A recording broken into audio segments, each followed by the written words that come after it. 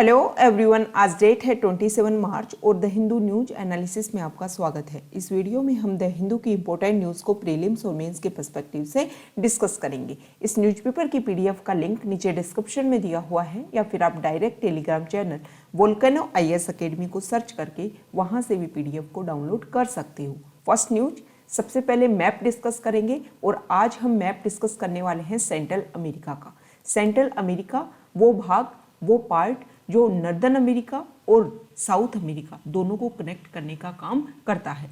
Central America में 7 countries आती हैं, काफ़ी छोटी छोटी कंट्रीज हैं और इस सेंट्रल अमेरिका का जो नॉर्दर्न पार्ट है वो मैक्सिको कंट्री से जुड़ा हुआ है और सदर्न पार्ट में कोलंबिया कंट्री से जुड़ा हुआ है। इसमें 7 कंट्रीज की अगर हम बात करें सेंट्रल अमेरिका में तो Belize, Guatemala, Honduras, El Salvador, Nicaragua, Costa Rica और पनामा। ये पनामा इस्थमस यहीं पर है जिसको हम बार बार सुनते हैं और ये पनामा इस्थमस जो अटलांटिक सी, इस साइड अटलांटिक सी का ही एक्सटेंडेड फॉर्म है कैरेबियन सी और यहाँ पर है पैसिफिक ओशन। इन दोनों को जोड़ने का, कनेक्टिंग का काम करता है पनामा इस्थमस। मतलब यहाँ पे कैनल बनाई गई है, जैसे स्वेज कैनल बनाई गई थी 1869 में रेड सी और मेडिटेरियन सी को जोड़ने के लिए, ताकि जो यूरोपियन कंट्रीज हैं वो अपना ट्रेड को काफ़ी कंफर्ट लेवल पर कर सकें। तो ये हमने मैप देख लिया है। ये नाम आपको याद होने चाहिए, पूछ लेंगे प्रीलिम्स में, जैसे सेंट्रल अमेरिका से रिलेटेड पूछ लिया कि कौन सा जो कंट्री है उसमें उसका पार्ट नहीं है, एग्जिस्ट नहीं करता है, तो ये नाम आपको अच्छे से याद होने चाहिए। इंपॉर्टेंट पॉइंट है। नेक्स्ट, अब हम द हिंदू की जो इंपॉर्टेंट न्यूज़ हैं उनको डिस्कस कर लेते हैं। First news, India Bangladesh must fight terror together, PM। Context क्या है? हमारे प्राइम मिनिस्टर बांग्लादेश की यात्रा पर गए हुए हैं।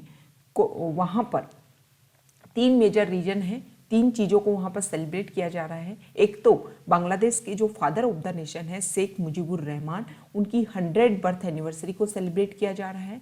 सेकेंड है कि बांग्लादेश की जो लिबरेशन है उसको 50 ईयर्स कंप्लीट हो गए हैं, उसको सेलिब्रेट किया जा रहा है। और इसके अलावा इंडिया और बांग्लादेश के जो डिप्लोमेटिक रिलेशन हैं उनको भी 50 ईयर कंप्लीट हो गए हैं, तो उनको भी सेलिब्रेट किया जा रहा है। इसी के लिए जो हमारे PM हैं उनको इनवाइट किया गया था बांग्लादेश के द्वारा और इसीलिए हमारे PM वहाँ की यात्रा पर ये हैं। तो नरेंद्र मोदी ने वहाँ पर जो अपना स्पीच दिया उसमें बोला कि इंडिया और बांग्लादेश, मतलब आज जो बांग्लादेश एग्जिस्ट करता है उसमें ना सिर्फ वहाँ के जो फ्रीडम फाइटर्स हैं बांग्लादेश के उन्होंने अपना खून बहाया, बल्कि जो इंडियन सोल्जर्स हैं वो भी वॉर ऑफ लिबरेशन ऑफ 1971 उसमें अपने ब्लड को बहाया था। 3900 से ज़्यादा सोल्जर्स इंडिया के इसमें शहीद हो गए थे 1971 की वॉर में, जिसमें ईस्ट पाकिस्तान को कन्वर्ट करवाया गया था as a independent country Bangladesh के रूप में। तो अब नरेंद्र मोदी बोल रहे हैं कि हम जिस तरीके से हम दोनों साथ में मिलकर के लड़े और बांग्लादेश एक इंडिपेंडेंट कंट्री के रूप में एग्जिस्ट हुआ, उसी तरीके से हम दोनों को साथ में मिलकर के टेरर के खिलाफ में, मतलब आतंकवाद के खिलाफ भी साथ मिलकर के लड़ना चाहिए। देखो, इंडिया और बांग्लादेश को एग्जिस्ट करवाने में ही इंडिया का हाथ है। तो एक तरीके से जो इंडिया और बांग्लादेश के जो रिलेशन है वो काफ़ी लंबे समय से स्ट्रॉन्ग थे, लेकिन कुछ समय से कुछ प्रॉब्लम्स होने की वजह से, जैसे एक तो इंडिया और बांग्लादेश के बीच में जो वाटर डिस्प्यूट है, स्पेशली जो तीस्ता रिवर को लेकर के जो डिस्प्यूट है वो काफ़ी मेजर प्रॉब्लम है। दूसरा प्रॉब्लम ये है बॉर्डर डिस्प्यूट। बॉर्डर के ऊपर हमारी जो बॉर्डर सिक्योरिटी फोर्स BSF के द्वारा वहाँ पर इलीगल तरीके से जब वो इंडिया में घुसने का वहाँ के लोग प्रवेश करते हैं, कोशिश करते हैं, तो उनको मार दिया जाता है। 2020 में अब तक की सबसे ज़्यादा किलिंग्स हुई है बॉर्डर के ऊपर और इसी को लेकर के काफ़ी कंसर्न क्रिएट होता है। इसीलिए जब PM मोदी वहाँ गए हैं तो उनका विरोध प्रदर्शन भी बांग्लादेश में हो रहा है। तो ये हमने डिस्कस किया इंडिया और बांग्लादेश को रिलेशन को लेकर के, कॉन्टेक्स्ट क्या था वो सब कुछ हमने डिस्कस किया। नेक्स्ट न्यूज यहाँ देखिए, एक सेकेंड, हाँ देखो, to die while cleaning septic tank. देखो, सेप्टिक टैंक जो जिनको क्लीन करने की अगर बात आती है तो उसमें अगर किसी की डेथ हो जाती है तो उसी को लेकर के ये आर्टिकल है। इसमें बताया गया है कि दिल्ली में 2 व्यक्ति जिनकी डेथ हो गई है क्योंकि उन्होंने सेप्टिक टैंक को वो क्लीन कर रहे थे। उनके जो रिलेटिव्स हैं उन्होंने आरोप लगाया है कि पहले उनको बुलाया गया था किसी और काम के लिए, और लेकिन शाम को जब उन्होंने इवनिंग में जब उन्होंने अपना पैसे मांगे, मनी मांगी कि आप हमें जो डेली वेजेस है हमारे वो पे कीजिए, तो उन्होंने बोला कि जब तक आप सेप्टिक टैंक को क्लीन नहीं करोगे आपको डेली वेजेस नहीं दिए जाएंगे, और इसीलिए उनकी डेथ हो गई है। तो इस आधार पर जो एक्ट है हमारे यहाँ पर, prohibition of employment as manual scavengers and their rehabilitation act, उसका सेक्शन 9 और आईपीसी के सेक्शन 304A के तहत केस दर्ज कर लिया गया है। Next news, poll bond sale can go ahead Supreme Court. Supreme Court में एक याचिका, एक पिटीशन फाइल हुई थी और उसमें ये बोला गया था कि अभी कुछ स्टेट में इलेक्शन है जैसे वेस्ट बंगाल, तमिलनाडु, उसके आधार पर 1 अप्रैल और 10 अप्रैल तक जो इलेक्टोरल बॉन्ड्स 1 अप्रैल से 10 अप्रैल तक जो इलेक्टोरल बॉन्ड्स बेचने की बात की जा रही है उसको लेकर के कुछ समय के लिए उसके ऊपर क्या लगाई जाए, रोक लगाई जाए। इसको लेकर के पिटीशन आई थी एसोसिएशन फॉर डेमोक्रेटिक रिफॉर्म्स, इन्होंने ये पिटीशन डाली थी कि एनजीओ है, उन्होंने बोला था कि इससे जो इलेक्शन है वो इफेक्ट हो सकते हैं, फ्री एंड फेयर इलेक्शन नहीं होंगे, क्योंकि जब इलेक्टोरल बॉन्ड खरीदा जाएगा तो वहाँ पर जो पार्टीज़ है उनको पैसा मिलेगा और उस पैसे का इलीगल तरीके से काम किया जा सकता है इलेक्शन को जीतने के लिए। लेकिन हमारे जो चीफ जस्टिस है उन्होंने ये बोला है कि इलेक्टोरल बॉन्ड्स को जो बेचने का है, सेल का जो है, उसको ये कोई रीज़न नहीं है कि उसको रोक दिया जाए। तो ये सुप्रीम कोर्ट ने अपना डिसीजन दिया है। इससे पहले भी बॉन्ड को लेकर के, जो इलेक्टोरल बॉन्ड्स हैं उनको लेकर के कई मैटर्स क्रिएट हुए हैं, तो ये मैटर्स हैं और यहाँ पर सुप्रीम कोर्ट का क्या रिस्पॉन्स रहा ये हम डिस्कस कर लेते हैं। एक मैटर हुआ था एनोनिमिटी ऑफ बायर्स, ये बोला गया कि इलेक्टोरल बॉन्ड्स को जो खरीदा जाता है ना तो उसमें पता ही नहीं चलता कि कौन खरीद रहा है, तो सुप्रीम कोर्ट ने बोला द स्कीम प्रोवाइड्स एनोनिमिटी, ये स्कीम ही एनोनिमिटी है but ensures that everything happens only through banking channels, लेकिन सब कुछ बैंकिंग चैनल्स के थ्रू इसमें होता है। सेकेंड इशू हुआ corporate house can finance political parties, कि क्या कॉरपोरेट हाउस जो हैं वो पॉलिटिकल पार्टीज को डोनेट कर सकते हैं। तो सुप्रीम कोर्ट ने बोला कि जो कोई भी केवाईसी नॉर्म्स को, नो योर कस्टमर जो नॉर्म्स हैं उनको अगर फुलफिल कर देता है तो कोई भी व्यक्ति अपना जो पैसा है वो दे सकता है। और अगर कोई कॉरपोरेट हाउस पैसा देता है ना किसी पॉलिटिकल पार्टी को, तो ये जो मनी जो खर्च किया जाता है वो कंपनी के एक्सपेंस शीट में रिफ्लेक्ट होता है। अब नेक्स्ट पूछा गया कि फॉरेन कॉरपोरेट हाउस भी क्या पैसा खर्च कर सकते हैं क्या, तो बोला गया सुप्रीम कोर्ट के द्वारा कि नहीं, जो सिटीजन ऑफ इंडिया है या फिर इनकॉर्पोरेट और एस्टेब्लिश्ड इन इंडिया वो ही इस बॉन्ड्स को खरीद सकता है। नेक्स्ट इशू हुआ कि bonds bought with white money can be repurchased with black money, bonds are not tradable, ये सुप्रीम कोर्ट ने डिसीजन दिया कि बॉन्ड्स एक ट्रेडेबल इशू नहीं है। और जो इशू ये था कि क्या उसको पहले वाइट मनी से खरीदा जा सकता है, दोबारा रिपरचेज करके ब्लैक मनी से खरीदा जा सकता है, तो सुप्रीम कोर्ट ने अपना डिसीजन दिया कि bonds are not tradable. Next news, Supreme Court backs Tata sons sets aside NCLAT order on Mistry. देखो, साइरस मिस्त्री और टाटा जो ग्रुप है उसके बीच में काफ़ी लंबे समय से इशू चल रहा था।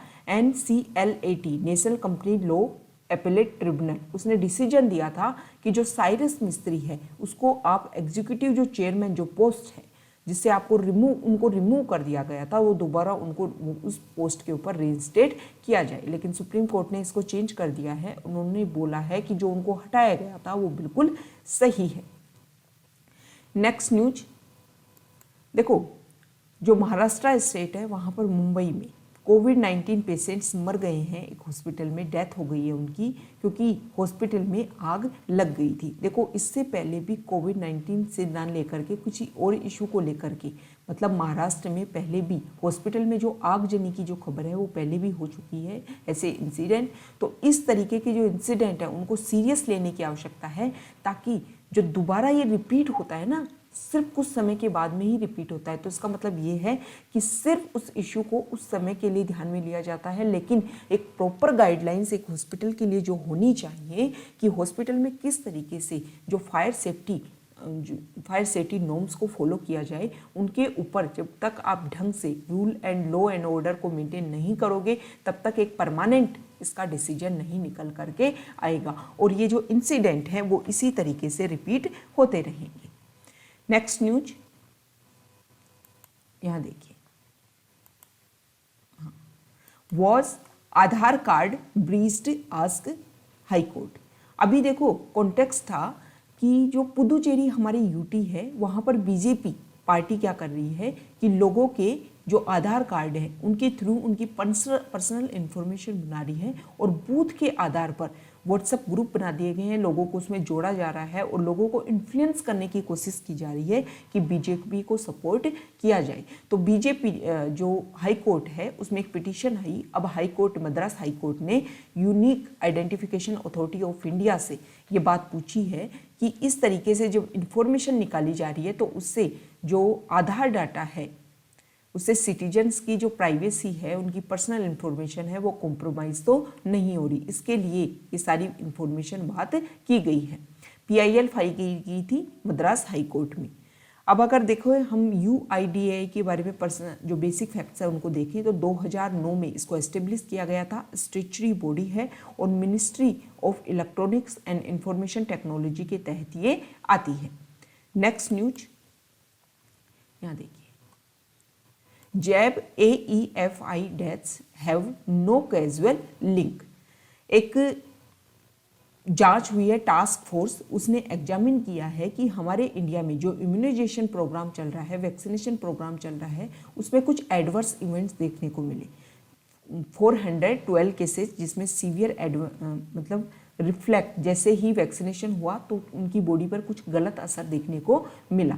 तो ये जो टास्क फोर्स है उसने डिक्लेयर किया है कि वैक्सीनेशन की वजह से ये जो एडवर्स इवेंट्स है वो नहीं हुई। अलग अलग कारण बताए गए हैं। इसमें बोला गया है कि जो 412 केसेज सीवियर एडवर्स इवेंट्स के सामने आए हैं, इसमें 79 डेथ भी हुई है अब तक 13 मार्च तक। और जो भी डेथ हुई है उसमें जो भी कंडीशन थी उसमें हार्ट प्रॉब्लम थी, हाई ब्लड प्रेशर था, डायबिटीज़ थी, लेकिन कोविड-19 की जो वैक्सीन है उसकी वजह से डेथ नहीं हुई है। Next news, 40% of RTI rejection did not cite valid reason says analysis. Central information commission ने अपनी रिपोर्ट दी है और उस रिपोर्ट में ये बोला गया है कि अलग अलग मिनिस्ट्री में राइट टू इंफॉर्मेशन के तहत जो जानकारी मांगी जाती है उसमें 40% जो एक तरीके से जो जानकारी के लिए जो लेटर आता है उसमें 40% को तो रिजेक्ट कर दिया जाता है हर मिनिस्ट्री में। और मिनिस्ट्री में बताया भी नहीं जाता, वैलिड रीजन भी नहीं बताया जाता कि क्यों आपकी जो आपने जानकारी मांगी थी उसको हमने क्यों रिजेक्ट कर दिया। अब यहाँ पर अलग अलग मिनिस्ट्री की बात की गई है और बताया गया है कि किस मिनिस्ट्री में कितनी फाइल्स को रिजेक्ट कर दिया जाता है। होम मिनिस्ट्री में सबसे ज़्यादा होम मिनिस्ट्री में होता है 20%, फिर finance ministry 12%, Delhi high court 12%, ministry of power 11%, Indian air force 11%, supreme court of India 10%, ministry of shipping 9%, Delhi police 9%, IT ministry 8%, ministry of human and child development 8%। RTI के तहत जो जानकारी मांगेगी 2019-20 में, जिसमें 4.3% को सेंटर ने रिजेक्ट कर दिया। सेंट्रल इंफॉर्मेशन कमीशन ने जो अपनी एनुअल रिपोर्ट दी है उसमें ये बात बोली गई है। और जो रिजेक्ट की गई जिन पिटीशन को, उसके बारे में बताया भी नहीं गया वैलिड रीजन कि क्यों हमने आपकी पिटीशन को क्या कर दिया, रिजेक्ट कर दिया। अब सेंट्रल इंफॉर्मेशन कमीशन के बारे में अगर हम बेसिक फैक्ट देखें तो 2005 में सेंट्रल गवर्नमेंट के द्वारा इसको एस्टेब्लिश किया गया था। 2005 में एस्टेब्लिश किया गया, मतलब ये एक कॉन्स्टिट्यूशनल बॉडी नहीं है। अगर इसके कंपोजिशन की अगर हम बात करें तो इसमें चीफ इलेक्शन कमिश्नर होता है और 10 से ज़्यादा, मतलब मैक्सिमम 10 इंफॉर्मेशन कमिश्नर हो सकते हैं। इलेक्शन कमिश्नर नहीं, सॉरी, इंफॉर्मेशन कमिश्नर। ठीक है, तो ये हमने सेंट्रल इंफॉर्मेशन कमीशन के बारे में देखा। एक CIC और 10 से ज़्यादा इंफॉर्मेशन कमिश्नर नहीं हो सकते।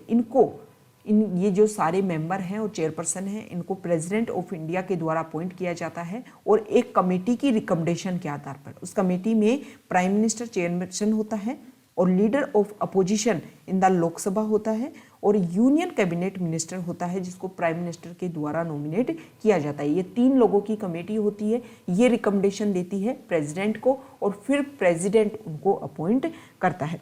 प्रेसिडेंट इनको रिमूव भी कर सकता है और इनका जो टेन्योर है, टर्म है, 5 साल या फिर 65 साल, जो भी पहले हो जाए उसके अकॉर्डिंग ये अपनी ऑफिस में रहते हैं। रीअपॉइंटमेंट के बारे में कुछ भी नहीं बताया गया है, मतलब इनका रीअपॉइंटमेंट नहीं होता है।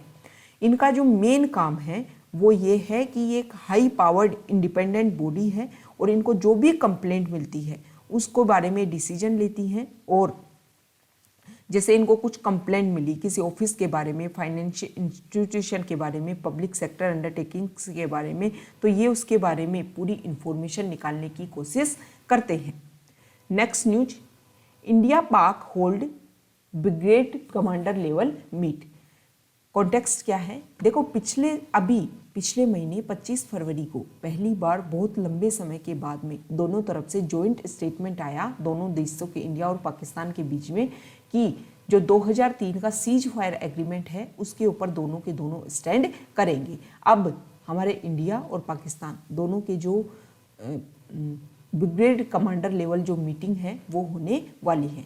देखो, सीधे से अगर बात करें तो इंडिया कभी इस चीज़ को एक्सेप्ट नहीं करता कि इसमें किसी ने मीडिएटर का रोल प्ले किया है, लेकिन बैकडोर की बात करें तो यूएई, यूनाइटेड अरब अमीरात ने एक इम्पोर्टेंट रोल प्ले किया है दोनों के बीच में जो मीडिएशन करवाने के लिए। Next news, Supreme court stage non committal on Rohingya issue. Supreme Court में एक पिटीशन फाइल हुई थी। इसमें बोला गया था कि जो सेंट्रल गवर्नमेंट है वो ये चाहती है कि म्यांमार से जो कुछ लोग इंडिया में आ गए हैं उनको वापस म्यांमार में डिपोर्ट कर दिया जाए। तो उसी को लेकर के ये इशू है। तो इसमें जो हमारे सीजीआई है उन्होंने ये बोला है कि हाँ, वो लोग हैं, अगर वहाँ पर म्यांमार के लोग हमारे इंडिया में आए हैं तो उनको वापस भेजना होगा। ठीक है, उन्होंने कोई भी ऐसे कमेटी की बात नहीं की कि कमेटी गठित की जाएगी, कमेटी डिसीजन लेगी कि भेजा जाए या नहीं भेजा जाए। जो हमारे सॉलिसिटर जनरल है तुषार मेहता, उन्होंने ये बोला कि इंडिया कोई ऐसे लोगों की कैपिटल नहीं है कि इलीगल इमाइग्रेंट्स आकर के हमारे इंडिया में रहने लग जाए। देखो, इंडिया ना तो 1951 का जो यूएन रिफ्यूजी कन्वेंशन है उसका मेंबर है, पार्टी है, और ना 1967 का जो प्रोटोकॉल है उसका मेंबर पार्टी है। तो इस तरीके से इंडिया के ऊपर कोई भी प्रेशर क्रिएट नहीं किया जा सकता कि आप ये जो इलीगल माइग्रेंट्स आए हैं म्यांमार से और उनको जब आप डिपोर्ट करोगे, आप बोल रहे हो कि उन देश से पूछा जाएगा कि आपके मेंबर हैं कि नहीं है, अगर वो मान लेते हैं तो उनको डिपोर्ट किया जाएगा। तो हो सकता है कि उन लोगों का वहाँ पर स्लूटिंग भी हो जाए। तो इंडिया इनका मेंबर नहीं है, मेंबर पार्टी नहीं है, ना तो 1951 की जो रिफ्यूजी कन्वेंशन है उसका और 1967 का जो प्रोटोकॉल है उसका। तो बाध्य नहीं किया जा सकता कि आपको ये जो वहाँ से लोग आए हैं उनको इंडिया में रखना है। लेकिन इसका मतलब ये नहीं है कि इंडिया उनका मेंबर पार्टी नहीं है तो इंडिया ने अभी तक जो रिफ्यूजीज़ हैं उनके लिए कुछ भी काम नहीं किया। जैसे तिब्बत वाले रीजन में जब चाइना ने अपना इन्फ्लुएंस क्रिएट किया तो दलाई लामा और उनके फॉलोअर्स को इंडिया ने अपने यहाँ शरण दी। इंडिया ने श्रीलंका में जब सिविल वॉर हुआ तो वहाँ के कम्युनिटीज़ के लोगों को अपने यहाँ पर शरण दी। बांग्लादेश में जब लिबरेशन वॉर चल रहा था तो उस समय 10 मिलियन से ज़्यादा रिफ्यूजीज़ इंडिया में प्रवेश किए थे, उनको अपने यहाँ पर शरण दी। अफगानिस्तान से लोग हमारे इंडिया में आए, उनको इंडिया ने शरण दी। तो ऐसा नहीं है कि इंडिया ने रिफ्यूजीज़ के लिए कभी काम ही नहीं किया है, ऐसा, क्योंकि इंडिया ये चाहता है कि इस तरीके से अगर हम एंट्री देते रहे तो बहुत सारे, हो सकता है कि म्यांमार से और लोग इंडिया में क्या करने लग जाएं, प्रवेश करने लग जाएं। तो इसी को लेकर के इशू क्रिएट है। लेकिन जो इंडिया के जो एथिक्स है उनके ऊपर सवाल नहीं उठाए जा सकते कि इंडिया ने कभी भी एक जो बिगर डेमोक्रेसी है साउथ एशिया में उसके तरीके से रोल प्ले नहीं किया है। नेक्स्ट न्यूज फॉरेन पेज से है, यहाँ देखिए, ब्राजील में एक बात बोली गई है, Brazil virus deaths biggest genocide in our history.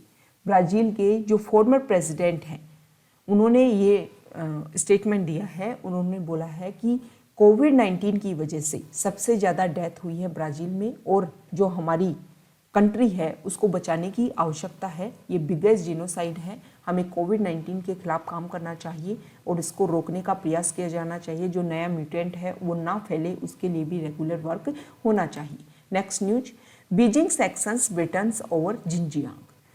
देखो जो यूके कंट्री है उसने जब से ईयू के साथ में हाथ जोड़े हैं, ईयू के साथ में अपने मतलब ज्वाइन किया है, ईयू ने सैंक्शन लगा रखे हैं चाइनीज ऑफिशियल्स के ऊपर। एक बात बोली जा रही है ईयू के द्वारा कि जो चाइना का जो जिंजियांग रीजन है वहाँ पर उइगुर मुस्लिम माइनॉरिटी रहते हैं और उनके जो राइट्स हैं उनको वायलेट किया जाता है चाइना के द्वारा। तो उसी के लिए यूरोपियन यूनियन और इसके अलावा कुछ और लोगों ने मिल करके चाइना के ऊपर चाइनीज ऑफिशियल सैंक्शंस लगा रखे हैं ह्यूमन राइट्स अब्यूज को लेकर के। अब यूके ने भी इसको ज्वाइन किया है, तो चाइना ने सैंक्शंस रिवर्स में सैंक्शंस लगा दी है ब्रिटिश पॉलिटिशियन और ऑर्गेनाइजेशन को लेकर के कि वो यहाँ पर प्रवेश नहीं कर सकते।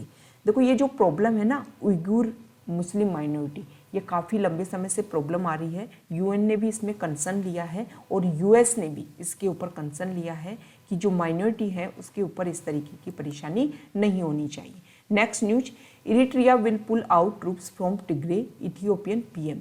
इथियोपिया के जो पीएम हैं उन्होंने स्टेटमेंट दिया है कि इथियोपिया का जो नर्दर्न पार्ट है वो टिग्रे, वहाँ पर एक कम्युनिटी रहती है टिग्रे, और उस रीजन को लेकर के, क्योंकि जो नर्दर्न पार्ट है वो बॉर्डर शेयर करता है इरिट्रिया से, तो इरिट्रिया उस एरिया को सपोर्ट करता है और रेगुलर इस एरिया के साथ में मिलकर के, इस कम्युनिटी के साथ में मिलकर के इथियोपिया के खिलाफ में एक तरीके से वॉर में पार्टिसिपेट कर रहा है। तो अब इथियोपिया के पीएम ने स्टेटमेंट दिया है कि इरिट्रिया इस चीज़ के लिए मान गया है कि वो अपने ट्रूप्स जो हैं, उनकी सेना जो है उसको टिग्रे वाले रीजन से क्या कर लेगा, पीछे हटा लेगा। देखो ये जो इरिट्रिया इथियोपिया ये हॉर्न ऑफ अफ्रीका के पार्ट है, तो हम देख लेते हैं कि हॉर्न ऑफ अफ्रीका में कौन कौन से कंट्री आते हैं। ये इरिट्रिया, जिबूती, सोमालिया और इथियोपिया, ये 4 कंट्री मिलकर के हॉर्न ऑफ अफ्रीका बनाते हैं और ये वाला रीजन है टिग्रे रीजन। इसको लेकर के प्रॉब्लम हो रही है, इरिट्रिया इसमें सपोर्ट करता है और इसी को लेकर के इथियोपिया और जो इरिट्रिया है उसमें प्रॉब्लम चल रही है। नेक्स्ट न्यूज यहाँ देखिए, बिजनेस पेज से है। First news, move held to concurrent list. जो हमारे 15 फाइनेंस कमीशन के चेयरमैन हैं एनके सिंह, उन्होंने एक बात बोली है कि जो हेल्थ है उसको कंकरेंट लिस्ट में चेंज कर देना चाहिए। इसके अलावा उन्होंने बोला कि 2025 तक जो हमारी जीडीपी का 2.5% हेल्थ के ऊपर स्पेंड करना चाहिए। गवर्नमेंट को इस तरीके से इन्हेंस करने की आवश्यकता है कि हम इतना खर्चा करेंगे हेल्थ के ऊपर। इसके अलावा उन्होंने बोला कि एक इंस्टीट्यूशन बनाने की आवश्यकता है, डेवलपमेंट फाइनेंस इंस्टीट्यूशन, और ये स्पेशली डेडिकेट होगा हेल्थ केयर इन्वेस्टमेंट सेटअप के लिए। देखो अगर हम फाइनेंस कमीशन की बात करें, फाइनेंस कमीशन आर्टिकल 280 के तहत, इंडियन कॉन्स्टिट्यूशन में आर्टिकल 280 के तहत प्रेसिडेंट ऑफ इंडिया के द्वारा इसको कंस्टिट्यूट किया जाता है। जो हमारे सेंट्रल गवर्नमेंट ऑफ इंडिया और इंडिविजुअल स्टेट गवर्नमेंट है उनके बीच में जो फाइनेंशियल रिलेशन है उनको डिफाइन करने के लिए इसको कंस्टिट्यूट किया जाता है। 1951 में फर्स्ट फाइनेंस कमीशन को कंस्टिट्यूट किया गया था और हर 5 साल में नया फाइनेंस कमीशन अपॉइंट किया जाता है। इस फाइनेंस कमीशन में एक चेयरमैन होता है और 4 अदर मेंबर होते हैं। इस समय एनके सिंह हेड हैं फाइनेंस कमीशन के। Next news, Japan to fund Andaman and Nicobar metro expansion. देखो जापान जो है वो चाहता है कि अंडमान और निकोबार इंडो पैसिफिक रीजन के लिए क्वेड ग्रुप जो कोशिश कर रहा है कि इंडो पैसिफिक रीजन जो है उसमें चाइना का इन्फ्लुएंस कम हो और फ्री एरिया के रूप में वो डिक्लेयर हो। तो इसीलिए जापान चाहता है कि अंडमान और निकोबार जो आइलैंड्स हैं, हमारी यूटी हैं इंडिया के, वो काफ़ी इंपॉर्टेंट रोल प्ले करते हैं इंडो पैसिफिक रीजन को एक तरीके से चाइना का इन्फ्लुएंस कम करने के लिए। तो जापान यहाँ पर फंडिंग कर रहा है इस एरिया में डेवलपमेंट के लिए।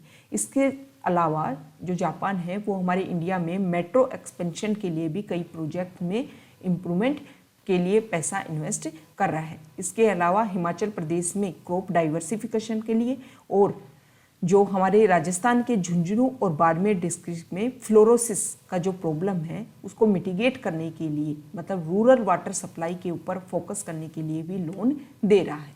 Next news, Suez canal blocked, India eyes Cape of Good Hope. Context क्या है, स्वेज कैनाल में एक जो वेसल है वो तिरछा होकर के फंस गया है, क्योंकि इस समय जब समर टाइम आता है तो यहाँ पर चलते हैं सैंडस्टॉर्म। उसकी वजह से जो क्लियर विजन नहीं होने की वजह से जो वेसल है वो फंस गया है, और उसी की वजह से रेगुलर देखो दोनों ही तरफ नॉर्थ और साउथ साइड स्वेज कैनाल में 200 वेसल फंसी हुई हैं। मतलब वो वेसल जब तिरछा होकर के फंस गया है तो उसकी वजह से आगे पीछे 200 वेसल्स और ज़्यादा फंस गई हैं, और हर दिन इस लाइन में 60 वेसल और इंक्रीज होती जा रही हैं।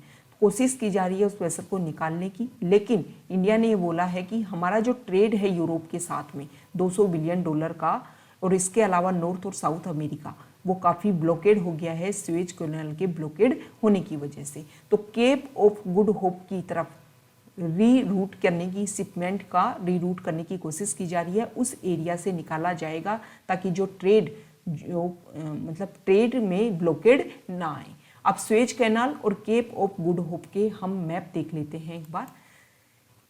ये देखो, ये स्वेज कैनाल है, ये है रेड सी और ये है मेडिटेरियन सी। इस एरिया को जोड़ने के लिए यहाँ पर बनाई गई थी स्वेज इस्थमस को काट करके स्वेज कैनाल 1869 के समय में। 1869 जिस समय ये जो यूरोपियन कंट्रीज है उनका इन्फ्लुएंस था इस वाले रीजन में, और उनको ट्रेड करने के लिए एक शॉर्ट एंड स्वीट रास्ता चाहिए था। ये जो रास्ता है वो काफ़ी लंबा गिरता था, इसीलिए उन्होंने स्वेज कैनाल का निर्माण करवाया था।